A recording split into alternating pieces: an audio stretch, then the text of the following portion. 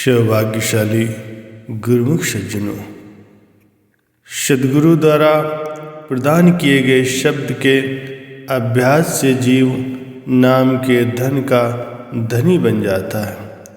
फिर उसे किसी भी प्रकार की कोई कमी महसूस नहीं होती। प्रभु के सुमिरन से उसके जीवन में कोई रुकावट नहीं आती और आत्मा हर दम सचेत रहती है। वो अनहद शब्द का रसपान करती हुई सदा आनंद में विचरण करती है। जिसको है सच्चे नाम का रस आया, उसने मन को मोड़ अंतर्मुखी बनाया। झूठे विषय रसों को है जिसने ठुकराया, मालिक का दीदार उसने घट में है पाया। कहते हैं एक राजा बहुत ही भक्तिमान व संत सेवी था। एक बार एक संत जी ने उस राजा से कहा, तुम अपने राज्य में सत्संग के लिए स्थान बनवाओ, क्योंकि सत्संग के द्वारा ही लाखों जीवों का कल्याण होता है। राजा ने संत जी के आदेश का तुरंत ही पालन करके 2 बड़े सत्संग हाल बनवा दिए। रानी व राजकुमारी भी वहाँ सत्संग सुनने के लिए आने लगी। राजकुमारी के पुराने संस्कार उच्च थे। उसने थोड़े ही समय में काफ़ी कमाई कर ली। संत जी ने स्त्रियों के सत्संग का कार्य राजकुमारी को सौंप दिया। राजमहल में महिला कक्ष में एक महिला नित्य प्रति सफाई का कार्य करने आती थी। संयोगवश वो महिला बीमार पड़ गई और उसने अपने लड़के को लड़कियों की वेशभूषा पहना करके उस महल में सफाई के कार्य के लिए भेज दिया। वहाँ जाकर वो लड़का राजकुमारी के सौंदर्य पर मोहित हो गया और मन ही मन उससे विवाह किए जाने की कल्पना करने लगा। घर आकर के वो लेट गया। उसका खाना पीना सब छूट गया। मन में एक ही इच्छा थी, एक ही उलझन थी कि किसी भी प्रकार से उसका राजकुमारी के साथ विवाह हो जाए।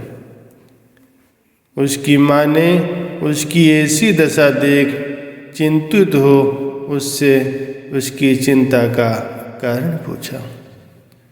तो उस लड़के ने कहा, यदि आप मुझे जीवित देखना चाहती हो तो मेरा विवाह उस राजकुमारी के साथ करवा दो।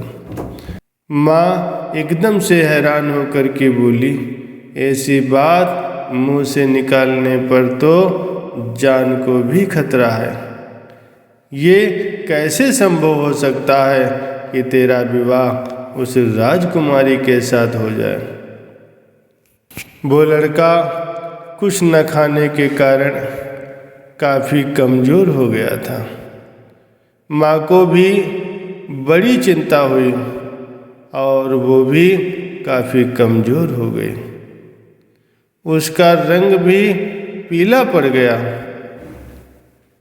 एक दिन राजमहल में उस राजकुमारी ने उसकी माँ की ऐसी हालत देखी तो पूछ ही लिया कि वो दिन प्रतिदिन कमज़ोर क्यों होती जा रही है। अब उस महिला कहे तो क्या कहे, वो खामोश ही रही।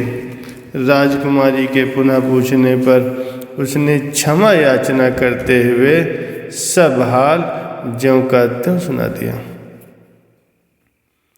राजकुमारी ने बड़े ही शांत स्वर में उससे कहा कि अपने बेटे से कह दो कि राजकुमारी ने हाँ कर दी है, लेकिन विवाह से पूर्व मैं एक अक्षर का मंत्र दे रही हूँ। उसे कहना कि 40 दिन तक इसका लगातार अभ्यास करें। कोई उसके आगे कुछ भी ला करके भेंट कर दे, वह उन बातों से बिल्कुल ही बेखबर होकर अखंड समाधि लगाकर बैठे। उस महिला ने अपने बेटे से आकर सारी बात कही। बेटा ये सुनकर के खुशी से फूला नहीं समाया। साधु वेश धारण कर वो बड़ी खुशी खुशी सब कुछ त्याग कर नदी के किनारे आसन लगाकर बैठ गया। जैसे तैसे सुरति नाम से जुड़ती गई, अंतर की सारी मैल धुलती गई, वह ज्ञान का प्रकाश होता गया। कुछ ही दिनों में ये बात सब कहीं फैल गई कि एक पूर्ण संत महात्मा जी नदी के किनारे समाधि लगाकर बैठे हैं। उन्हें किसी भी वस्तु की कोई कामना नहीं है। कोई कुछ भी रख जाए या ले जाए, उन्हें इससे कोई सरोकार नहीं। इस तरह दिन प्रतिदिन लोग उनके दर्शनों के लिए वहाँ आने लगे। नाम के प्रताप से उनके मन की सारी कलुषता धुलती गई व उसका मन उज्जवल हो गया। परम संत श्री कबीर साहब जी वर्णन करते हैं, जहाँ काम तहाँ नाम नहीं, जहाँ नाम नहीं वहाँ काम। धीरे धीरे उनकी महिमा बढ़ने लगी। वह फैलते फैलते राज दरबार तक भी जा पहुंची। 40वां दिन था। राजा व रानी राजकुमारी सहित उस साधु के दर्शन करने के लिए वहां आ पहुंचे। राजकुमारी ने उस साधु से कहा कि जिसने तुम्हें यह ध्यान लगाने को कहा था, वो राजकुमारी तुम्हारे सामने खड़ी। वो आंखें खोलकर तुरंत राजकुमारी के चरणों में गिर पड़ा और बार बार शुक्रगुजार होकर के कहने लगा कि आपने मुझे जो ये नाम का प्याला पिलाया है, उसने मेरे मन से विषय वासनाओं की सारी मैल धो डाली है। मैं जन्म जन्मांतर तक आपके इस उपकार का ऋण नहीं चुका सकता। ये सुनकर के राजकुमारी बहुत प्रसन्न हुई। उचित मार्गदर्शन पाकर उस लड़के की मालिक से बिछड़ी हुई आत्मा मालिक से जा मिली। गुरवाणी में भी वर्णन आया है, जन नानक धूड़ मंगे तिस गुर सिख की, जो आप जपे अब रह नाम जपावे। महापुरुष फरमाते हैं कि वे उस सेवक के चरणों की धूल की याचना करते हैं जो स्वयं प्रभु नाम का सुमिरन करता है और दूसरों से भी सुमिरन करवाता है। नाम और सत्संग के प्रताप से नीच भी श्रेष्ठ बन जाता है। रंक साहों का साह बन जाता है। नाम हर मुसीबत में संग सहाय है।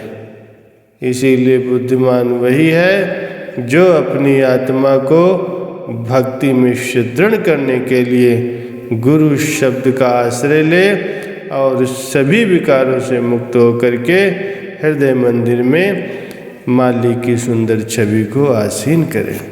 बोलो जयकारा बोल मेरे श्री गुरु महाराज की जय।